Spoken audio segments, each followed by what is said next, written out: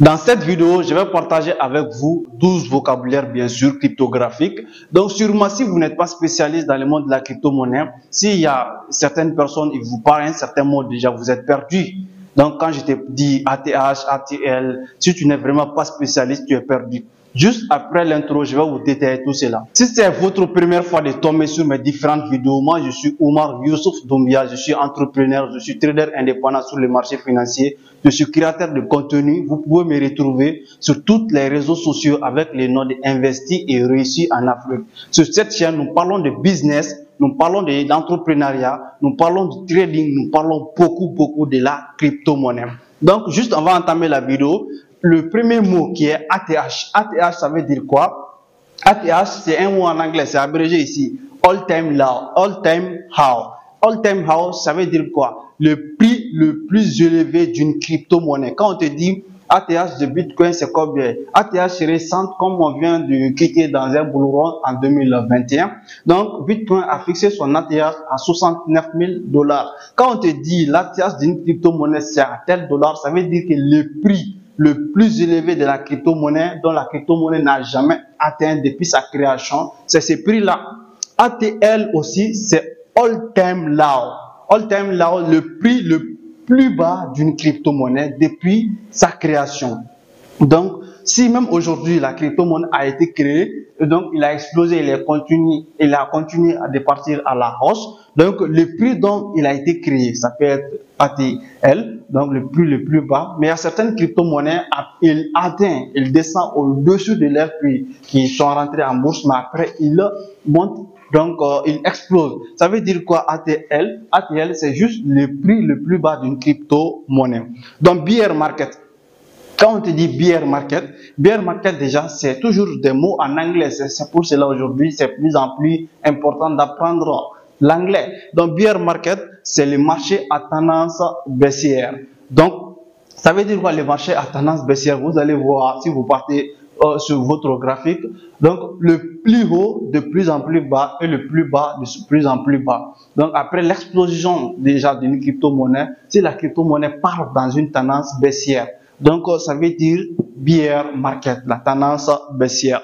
Bull market, c'est le contraire de bear market aussi, c'est la tendance haussière. On vous prend l'exemple, par exemple, donc une crypto-monnaie qui fait comme ça. Donc, on appelle ça tendance haussière. Tendance baissière aussi lorsque le prix descend. Donc, c'est la tendance baissière. Le burn aussi, quand on prend le burn, c'est toujours des mots en anglais. Donc, ça veut dire que la diminution de la pièce de la crypto-monnaie en circulation. Par exemple, il y a des fois, l'équipe décide de diminuer, de brûler une certaine quantité de leur crypto-monnaie. Souvent, ça se passe avec les shitcoins, les crypto-monnaies qui ont beaucoup de pièces en la circulation, des millions, des milliards de pièces en circulation. Souvent, l'équipe peut décider même de diviser, c'est-à-dire de brûler une grande partie de la crypto-monnaie. Donc, on appelle cette brûlure-là le burn. Diminution de la pièce de la crypto-monnaie en circulation. 6, c'est SEX. SEX, Central Exchange Exchange. Ça veut dire que les marchés, donc les marchés décentralisés. Donc on a plusieurs marchés décentralisés aujourd'hui. Le premier, on peut prendre Binance, on a KuCoin, on a L-Bank, on a Bybit, on a BitGet. Ils sont beaucoup sur le marché. Ce sont des portefeuilles cryptographiques aussi où vous pouvez vraiment garder vos crypto-monnaies. Vous pouvez acheter et vendre sur la plateforme. Donc ce n'est que des plateformes qui nous permettent d'acheter et de vendre et de stocker nos crypto-monnaies. C'est ça, Central Exchange. Il met aussi directement en contact les acheteurs et les vendeurs. 24 heures sur 24, il y a les acheteurs. 24 heures sur 24, il y a les vendeurs. Donc, les DEX, c'est un peu le contraire de SEX parce que c'est un marché, c'est Decentralized Exchange, donc une plateforme décentralisée. Par contre, une plateforme centralisée, ce sont les individus lambda comme toi et moi. On a beaucoup d'argent, on se sont réunis, ou bien si moi seulement j'ai créé une plateforme d'échange de la crypto-monnaie parce que j'ai beaucoup d'argent. Bien sûr qu'on me suit, donc ça peut la SEC peut me suivre, comme il y a des autorités quand même. Donc la crypto-monnaie c'est un secteur aujourd'hui qui est très bien surveillé, donc tu ne peux pas créer directement une plateforme. Donc c'est pour cela aussi, si tous les investisseurs sont obligés d'étudier des plateformes où vous allez utiliser, par exemple sur CoinMarketCap, c'est possible possible d'aller vérifier la quantité d'argent dont la plateforme détient. Parce qu'il faut vraiment faire attention. Si vous êtes investisseur, il ne faut pas aller investir sur une plateforme d'échange peu connue. Juste, vous avez quelqu'un vous a parlé et vous ne savez même pas. Vous êtes allé investir votre argent sur la plateforme. Non, la plus connue aujourd'hui, c'est Binance. Si tu ne connais pas, si tu n'es pas éligible pour utiliser Binance, il faut chercher donc ceux qui sont en deuxième, troisième position pour utiliser ces différents portefeuilles centralisés, bien sûr, parce que ce sont les individus qui ont créé la plateforme. Par contre, les DEX, Decentralized Exchange, c'est la blockchain maintenant qui sécurise. Donc, qui est derrière la transaction, tout ce qui se passe sur les DEX, Decentralized Exchange, c'est la blockchain maintenant qui sécurise cela. Et vous pouvez vérifier toutes les transactions qui se passent sur les DEX au niveau de la blockchain en fonction du réseau que vous utilisez. Donc, après les DEX, on a la DeFi. La DeFi, aujourd'hui, on appelle DeFi, c'est finance décentralisée. Ça veut juste dire qu'on a décentralisé les systèmes, l'ancien système financier. C'est-à-dire, comme on prend l'exemple sur banque, bien sûr, banque, parce que banque, avant la DeFi, banque, tu pouvais acheter, tu pouvais d'abord épargner ton argent en banque, tu pouvais stocker ton argent en banque, tu pouvais tout faire en banque. Même si tu fais des transactions, c'est la banque qui vérifie tout. Mais avec la DeFi aujourd'hui, donc tout, on a juste mis la décentralisation au niveau de ces niveaux de la finance. Donc, tu n'es plus obligé de passer par la banque, mais bien sûr, au niveau de la blockchain, c'est décentralisé maintenant. Tu peux faire des transactions, des milliers, des millions de transactions. On ne va pas t'empêcher, on ne va pas te dire que pourquoi tu vas faire une grosse somme de transactions. Il n'y a pas de quantité limitée, c'est illimité. Donc, tu fais aussi quand tu veux. C'est l'importance de la DeFi, finance décentralisée. FOMO.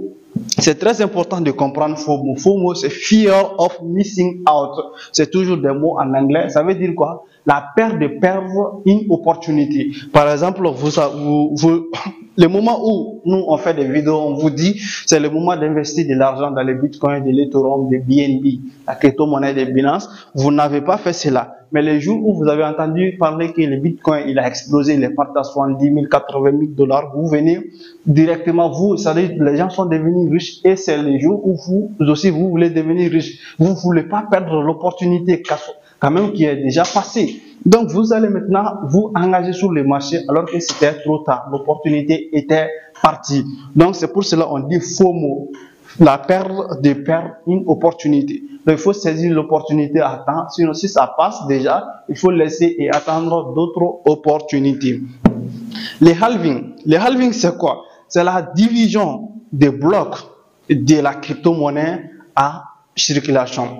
On prend toujours l'exemple sur Bitcoin. Quand on prend les halving des Bitcoin, donc vous savez que ça passe déjà par le minage. Après, on devait parler du minage avant de parler du Bitcoin, mais ça n'empêche. Donc, les halving, c'est la division des blocs de Bitcoin. Donc, quand il y a une certaine bloc de Bitcoin, à chaque 210 000 blocs minés sur les réseaux de Bitcoin, donc on a division de blocs en deux.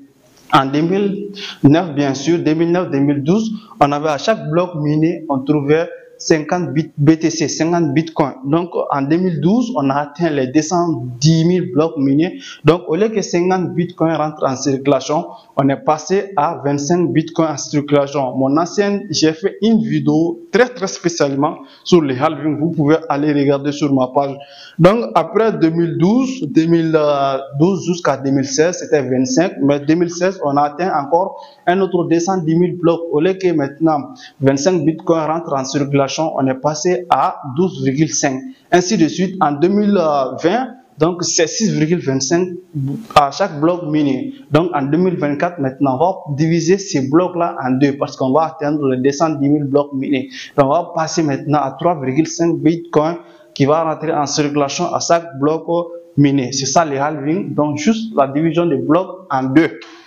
Donc, les minages ici, les minages, ce n'est pas que dans les crypto-monnaies. Par exemple, aujourd'hui, on a les mines d'or où on extrait de l'or de la terre. C'est la même manière, donc, on mine du Bitcoin à travers des calculs mathématiques qui sont bien sûr vraiment en fonction aujourd'hui des ordinateurs spécifiques. Vous pouvez aller sur Google, vous tapez les usines de minage de Bitcoin. Vous allez voir, c'est là aussi. Donc, maintenant, les staking. Les staking, les minages aussi, ce qui permet au minage, les gens qui font du minage, on les appelle les mineurs. Les mineurs, ils gagnent de l'argent en fonction du Bitcoin qu'ils vont trouver, en fonction de la crypto-monnaie qu'ils vont trouver. Et à chaque fois qu'ils trouvent une certaine quantité, ils gagnent une certaine, voilà, ils vendent sur les marchés et ils prennent leurs bénéfices. On les appelle les mineurs. Maintenant, pour faciliter les transactions du minage aussi, on a les staking. Les staking, maintenant, les gens, c'est une manière d'aller stocker son argent, donc, et attendre des pourcentages. Donc, en fonction, ça peut être mois, comme ça peut être année. On a des types de staking déjà. On a les staking verrouillés, on a les staking flexibles. Les staking flexibles, vous pouvez couper votre staking à tout moment, mais les staking verrouillés, c'est comme quelqu'un qui épargne son argent en banque, mais de façon compte bloquée. Donc maintenant, quand vous faites du staking, vous allez permettre aux ménages, aux gens qui font du minage, de faciliter leur travail et de faciliter aussi la transaction de la crypto-monnaie. Les gens qui font maintenant du staking, ils vont permettre aux transactions d'être plus rapides sur la chaîne des blocs. Donc, c'était les 12 vocabulaires cryptographiques que j'avais à vous partager. Les deux que je vais vous ajouter comme bonus, c'est la métaverse et NFT. La métaverse aujourd'hui, c'est un monde univers. Tout ce que nous faisons dans le monde physique aussi, les interactions, les réunions, tout ce que nous faisons, ça existe aujourd'hui dans le monde univers. Donc, c'est ce qu'on appelle métaverse. Métaverse, c'est un nouveau monde univers, mais qui a été créé, ça fait des années. Donc, il y a des projets vraiment spécifiques. On achète des terrains virtuels, on achète beaucoup de choses virtuelles aujourd'hui. On fait des réunions virtuelles dans la métaverse. Donc, c'est le bon moment. Il y a beaucoup de crypto-monnaies de métaverse. Donc, ma prochaine vidéo, sûrement, il y a 95% de chances que je vous donne 5 crypto-monnaies, les 5 meilleures crypto-monnaies des métaverses. Donc, dans cette vidéo, je vais beaucoup vous parler c'est quoi la métaverse et quelles sont les crypto-monnaies qui sont à fort potentiel que vous devez acheter dans la métaverse. NFT aussi. Donc, on dit NFT, Non Fungible Token. Donc, c'est un jeton à identifier unique. Vous allez voir, des NFT sont une manière de dessin, voilà. Donc, si vous achetez, par exemple, vous êtes le propriétaire unique. Par exemple, si on dit c'est marqueur, donc c'est un NFT. Ça veut dire que moi, je suis le seul propriétaire de ces marqueurs. C'est-à-dire, il y aura plus de deux marqueurs ailleurs. Je peux pas aller aller voir un autre marqueur qui a la même identité. Non, si ces marqueurs-là, c'est un NFT, ça veut dire que moi seul, je détiens le pouvoir. Mais le jour aussi où je vends cette NFT-là, je suis plus le propriétaire. La personne qui va acheter, c'est lui qui deviendra maintenant le propriétaire de NFT. Donc, il y a aussi des projets cryptographiques qui sont spécialisés dans le monde des NFT. Sûrement aussi, je vais faire une vidéo pour vous expliquer les crypto-monnaies NFT à acheter. Donc, merci de rester jusqu'à la fin de la vidéo. Si ces différentes thématiques vous ont intéressé, vous pouvez partager la vidéo et aimer la vidéo et rester abonné sur la chaîne. Sûrement, il y a beaucoup de bonnes choses qui sont en cours de route que je vais partager avec vous. Merci, à la prochaine.